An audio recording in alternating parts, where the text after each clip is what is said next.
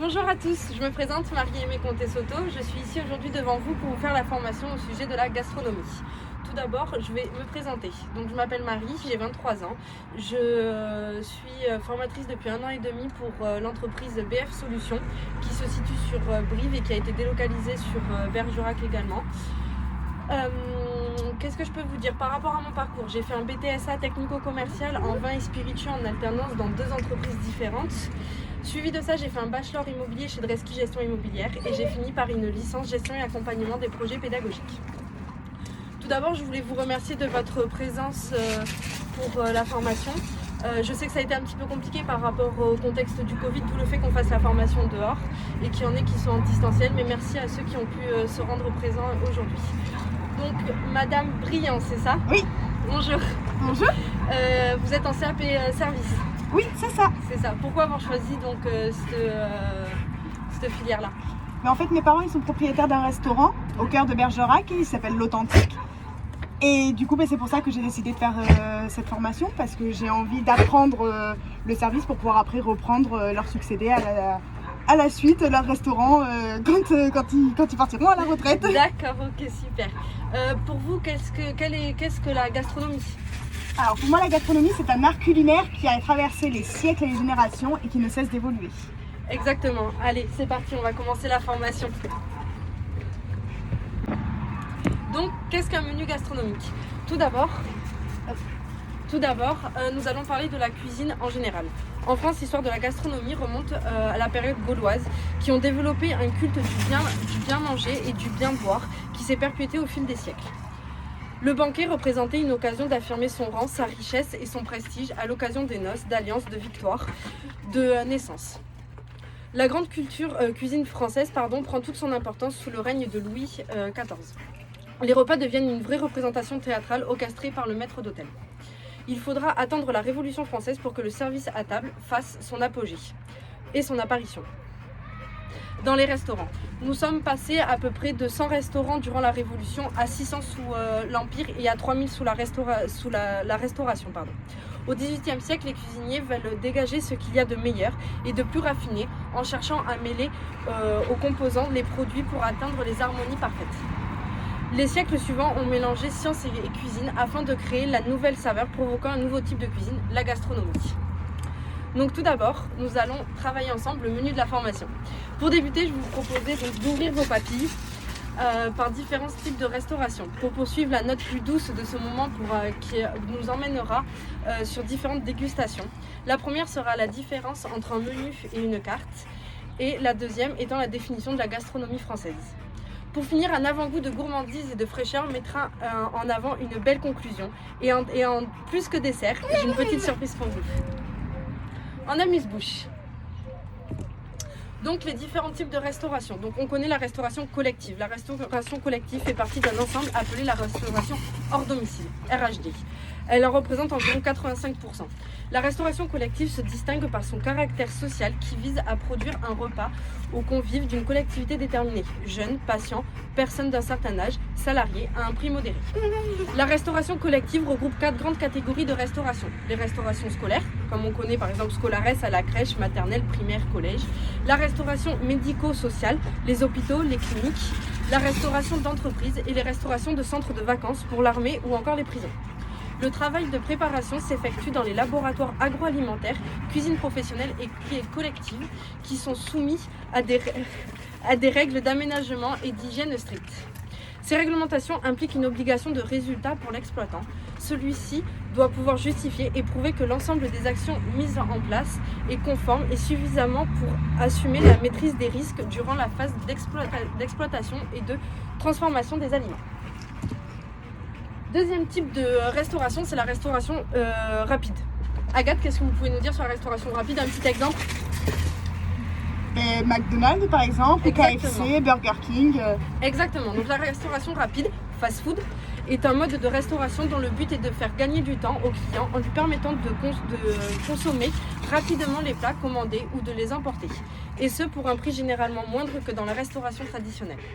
Initialement créé pour que les travailleurs puissent prendre la nourriture le plus rapidement et avoir le temps de manger pendant leur travail. Les meal services sont plus souvent des hamburgers, des sandwichs accompagnés de frites ou d'une boisson. On peut aussi manger un hot dog, pizza ou sushi.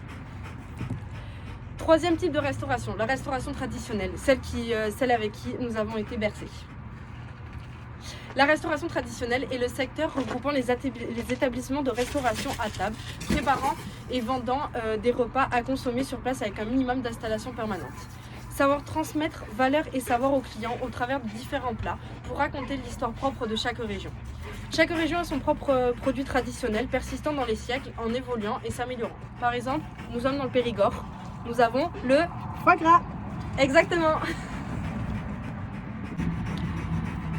Encore une autre façon de restaurer les clients, le bistrot. Un bistrot est un petit coin café, un débit de boisson pouvant parfois offrir des services de restauration, offrir une cuisine inventive mais proposée à des prix abordables. Car pratiqué dans des lieux moins protocolaires, à mi-chemin entre la grande cuisine et la brasserie. Traditionnellement, le bistrot est composé d'un meuble-bar appelé comptoir ou zinc, d'une machine à café et d'une tireuse. Il ne faut pas oublier de se déshydrater non plus. Les tables sont simples en bois ou en fer dans un style début XXe siècle. Elles sont recouvertes de nappes Vichy ou de papier gaufre. De plus en plus d'établissements proposent une connexion internet sans fil, gratuite et illimitée. Les bistrots, historiquement lieux de passage, sont aujourd'hui de véritables espaces de détente, de discussion, de débat. Il n'est pas rare de rester quelques heures, voire toute la nuit. Avant d'entamer le vif du sujet, nous allons voir la restauration bistronomique. Donc, un restaurant bistronomique est donc à mi-chemin de la brasserie de la grande cuisine, mais avec des tarifs plus abordables. En effet, la cuisine proposée par les chefs de ce type d'établissement est la réinterprétation des grands classiques de la gastronomie avec des produits moins nobles, mais d'une manière inventive et plus gourmande, et de ce fait moins onéreuse. La bistronomie a ainsi permis de faire évoluer les codes de restaurants gastronomiques en se proposant comme une alternative entre les restaurants étoilés et les restaurants de base. Il est remarqué d'ailleurs que la plupart des chefs de restaurants bistronomiques sont des chefs issus de l'univers drastique et de la cuisine gastronomique, ayant choisi d'exprimer leur cuisine librement et dans une ambiance plus conviviale et en proposant une cuisine à la portée de toutes les bourses. Nous y voilà, la restauration gastronomique. Donc qu'est-ce que c'est ? Comme nous a dit Agathe, donc un restaurant gastronomique est un restaurant qui cherche à mettre la gastronomie à l'honneur. Plats de qualité, cave honorable, accueil attentif, service soigné et cadre agréable. La caractéristique principale des restaurants qualifiés de gastronomiques consiste à proposer des menus variants selon la complexité ou la valeur des plats proposés. Ce genre de restaurant propose en général un menu avec plat de viande et plat de poisson. En outre, le cadre intérieur de l'établissement, l'espace entre les convives doit respecter certaines règles. Les restaurants gastronomiques sont éventuellement évalués par des guides gastronomiques dont les plus connus sont le guide Michelin et le Golden Milo. Dans le contexte d'un restaurant gastronomique, le chef cuisinier, qui peut être le patron ou copropriétaire de l'établissement, régente le plus souvent une brigade de cuisiniers et de commis de cuisine. Il est responsable de la conception de la carte et de son évolution, éventuellement en collaboration avec un restaurateur, l'employeur. De la mise au point des fiches techniques des plats, de l'approbation en produits agricoles de qualité, vin, viande, légumes, fruits, saison, de la mise en place de l'exécution des éléments des plats, de dressage des mets, de leur contrôle au passe-plat, de leur mise à disposition pour le service au bon moment, de la gestion des coûts des aliments et des écarts et des pertes. Donc passons sur la différence entre le menu et la carte. Donc le menu à la carte, il est l'un des plus populaires. Dans ce menu, chaque élément, chaque repas est associé à un prix. Le client a donc la liberté de choisir dans les différentes catégories pour constituer son repas complet comme bon lui semble. Il n'y a pas de correspondance systématique entre une entrée et un plat de résistance, entre une boisson ou un dessert. Le deuxième menu est le menu des vins et boissons. C'est un menu à part sur lequel sont présentés les vins et diverses boissons proposées dans le restaurant. C'est là que vous trouverez les cocktails, les cafés, les thés et même les jus. Le troisième menu, le menu statique. Ce menu est plus l'apanage des établissements de restauration rapide. Il s'agit de menus qui n'évoluent pas d'une saison à une autre. Toute l'année, durant les mêmes plats et prix sont proposés. C'est le cas des chaînes de restauration rapide comme McDonald's. Un menu par exemple Maxi Best Of. Le menu du jour. fait généralement mention d'un plat spécial qui n'est disponible qu'au cours de cette journée particulièrement.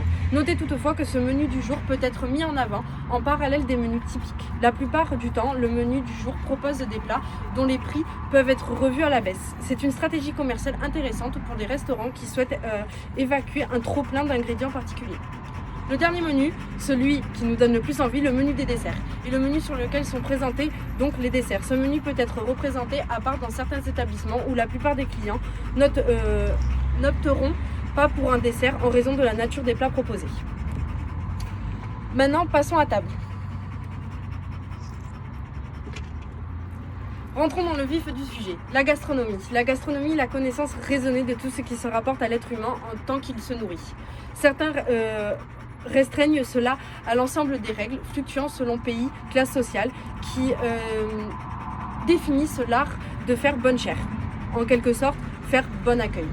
Cet art de la bonne chère englobe ce créatif dans certains cas, consistant à recueillir, adapter ou inventer des recettes, à sélectionner les produits, à préparer des plats, des mets et à les déguster. Un gastronome est une personne qui cultive la gastronomie. Pour certains, ce serait un gourmand avisé, fort d'une culture de table.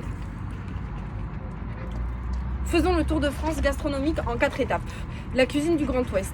Le nord-ouest de la France est caractérisé par l'influence du littoral dans sa gastronomie. En effet, la mer fournit de la matière première des tables, poissons, crustacés. La Normandie s'est tournée vers pétoncle et sole, alors que la Bretagne, elle préfère homard, écrevisse et moule. La pomme également, et n'oublions pas donc en Bretagne les galettes bretonnes. Au Val-de-Loire, c'est le vin blanc et le poisson qui sont les vedettes de la cuisine. En Charente-Maritime et en Vendée, la production est axée sur l'ostréiculture et la mythiculture. La cuisine dans le sud-ouest, donc chez nous. La gastronomie du sud-ouest de la France est connue pour son vin, plus particulièrement de Bordeaux.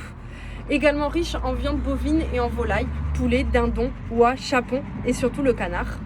Énormément connu pour son fromage de brebis et sans oublier le foie gras.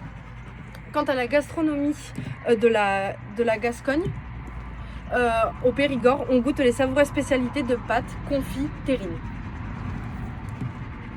Passons au 3e point.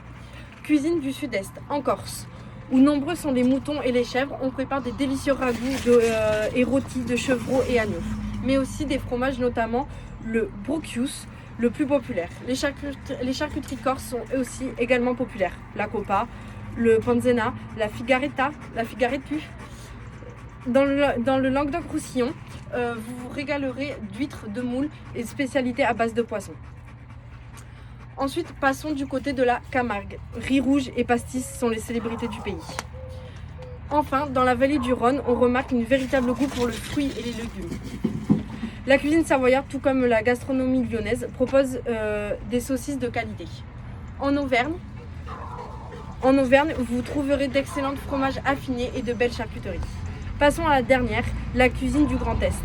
On connaît la Bourgogne pour ses grandes qualités de vin en ce qui concerne les ingrédients principaux de la gastronomie.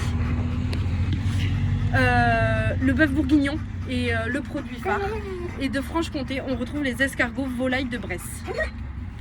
La cuisine du nord de la France est marquée par ses fortes influences flamandes et picardes. On y aime les endives, le beurre, la crème, le fromage, la pomme de terre, la viande, le porc et la bière.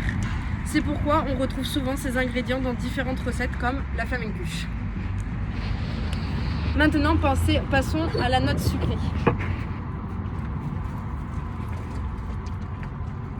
C'est donc notre conclusion. Nous voici à la fin de la formation. En conclusion, chaque région participe à la façon de la richesse de la gastronomie française en y apportant ses produits locaux et son propre savoir-faire. C'est pourquoi celle-ci est diversifiée et authentique. On peut parler d'un véritable patrimoine gastronomique. La phrase que j'ai le plus retenue durant cette création de formation a été la phrase de Alain Ducasse, qui est un excellent cuisinier. En cuisine, s'il y avait des secrets dans le passé, il n'y a plus de secrets aujourd'hui. Parce que je pense que dans la notion de transmettre et de partager, les cuisiniers ont su le faire mieux que d'autres métiers. Le café gourmand, donc voici la petite surprise.